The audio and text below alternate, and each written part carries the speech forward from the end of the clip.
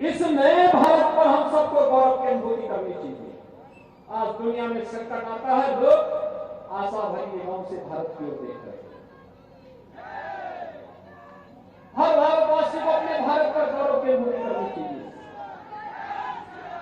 और इसीलिए आज मैं आपसे कहने के लिए आया हूं, भाइयों बहनों, अगर कांग्रेस चाहती 1947 में सरकार बनने पर या 1952 में पहली आम चुनाव के बाद बनी सरकार के दौरान, तब तो कांग्रेस नेतृत्व की सरकार थी, हर घर को शौचालय भी उपलब्ध करवा सकते थे, हर गरीब के सिर को ढकने के लिए छत भी दे सकते थे, हर घर में बिजली पहुंचा सकते थे,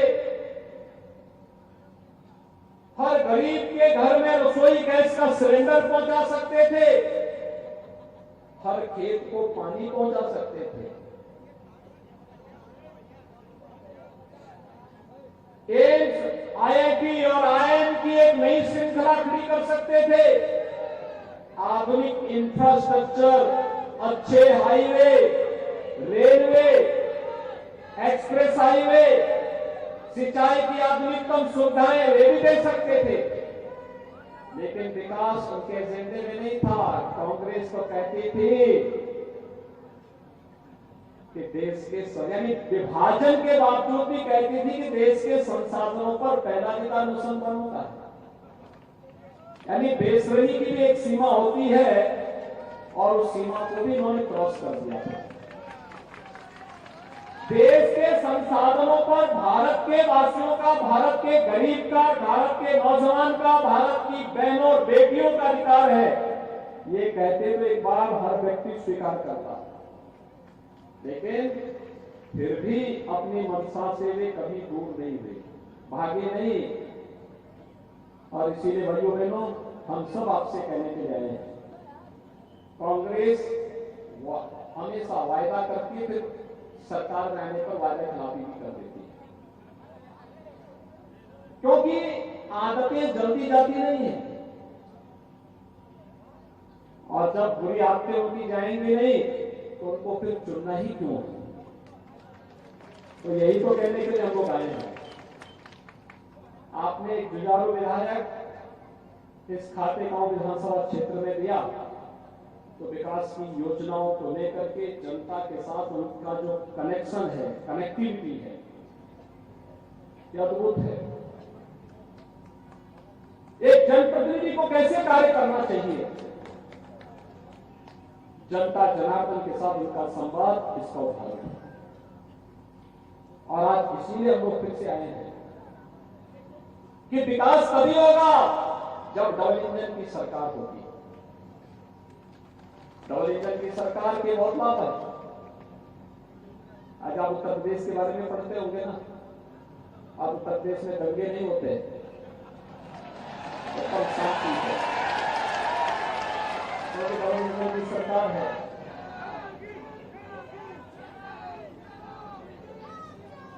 यूपी में कभी हर दूसरे दिन दंगे होते थे, बड़े बड़े दंगे होते थे, कई कई महीनों तक कर्फ्यू रहता था। पिछले 6.5 वर्ष में एक भी दंगा नहीं हुआ, एक भी दंगा नहीं हुआ भाइयों बहनों। और माफिया शब्द तो वहां के लिए इतिहास बन चुका है।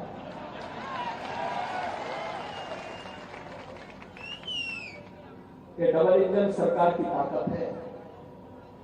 नहीं तो वहां पे पशु माफिया था, भू माफिया था, शराब माफिया था, जंगल माफिया था, पेशेवर माफिया थे,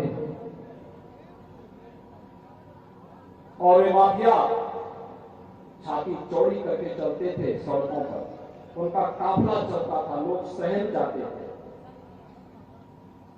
पैदल सरकारें चलती थी। 6.5 वर्ष में एक भी माफिया आज के दिन पर ये नहीं कह सकता कि मैं माफिया हूं, चलेगा सर। और इसलिए भाइयों बहनों, डबल इंजन की सरकार खुशहाली के लिए, आम जनता की खुशहाली के लिए,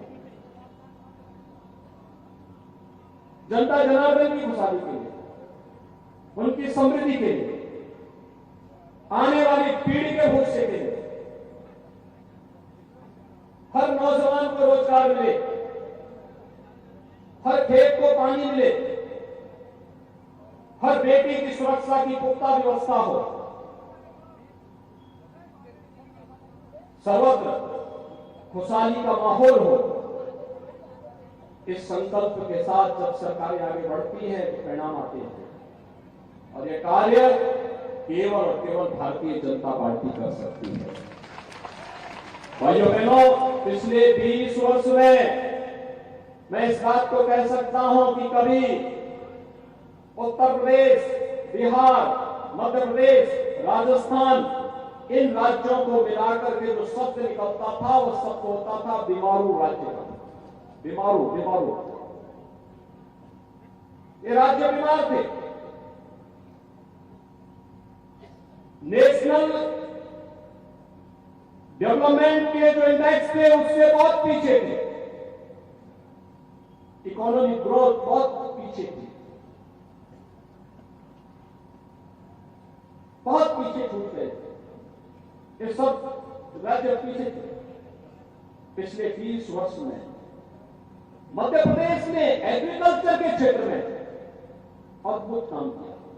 अपने डेवलपमेंट की रफ्तार को डबल डिजिट में पहुंचा करके देश के सामने उदाहरण प्रस्तुत किया। और भाइयों बहनों, ये शिवराज सिंह चौहान जी के नेतृत्व में हुआ। सचमुच ये अभिनंदनीय कार्य इसके सामने आगे बढ़ा। मध्य प्रदेश बीमारू राज्य की श्रेणी से उभरा। आज मैं कह सकता हूं कि मध्य प्रदेश भी और उत्तर प्रदेश भी बीमारू राज्य नहीं, लेकिन बिहार और राजस्थान अभी बीमारू बना हुआ है। जहां कांग्रेस होगी वहां बीमारी जरूर होगी। और भाइयों बहनों, इस बीमारी को समाप्त करने का ही पर्व होता है चुनाव।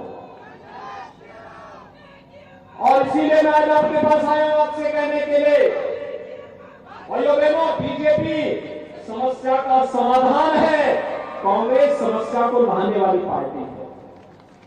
हमें समाधान चाहिए या समस्या चाहिए? समाधान है ना, तो बीजेपी के समर्थन में, कमल चुनाव चिन्ह के समर्थन में हम सबको खड़ा होना है। और 17 नवंबर को चुनाव हो रहे हैं। भारतीय जनता पार्टी ने जुझारू प्रत्याशी आशीष शर्मा जी को आपको बिना प्रत्याशी बनाकर के आपके बीच में उतारा।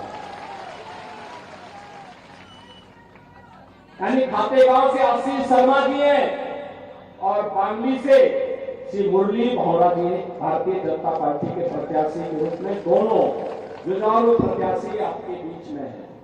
मेरी आप सबसे अपील होगी, 17 नवंबर को होने वाले चुनाव में कमल चुनाव चिन्ह को ध्यान में रखकर केवल एक ही संकल्प होना है कि हमें डबल इंजन की सरकार फिर से बनानी है और अपने विकास को, आने वाली पीढ़ी के भविष्य को खुशहाली के साथ जोड़ना है। सभी सहमत हैं? सभी लोग सहमत हैं?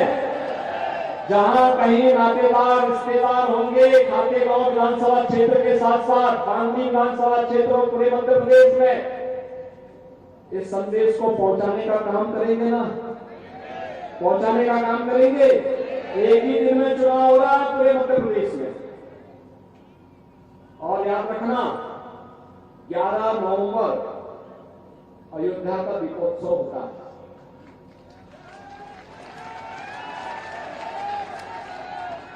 उस दिन हम लोग संकल्प लेते हैं कि हर बुराई को त्यागेंगे और अच्छे के लिए कार्य करके खुशहाली को अपने द्वार तक, अपने घर तक, अपने गांव और अपने क्षेत्र तक लेके आएंगे।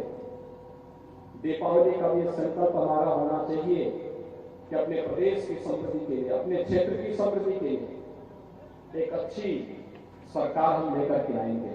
और अच्छी सरकार के लिए भारतीय जनता पार्टी आपके सामने है। दीपावली इस संकल्प के साथ हम सबको मनाने की आवश्यकता है। आप सब सहमत हैं ना? सभी लोग सहमत हैं? कमल चुनाव चिन्ह पर भारी बहुमत से विजयी बनाएंगे भाजपा को।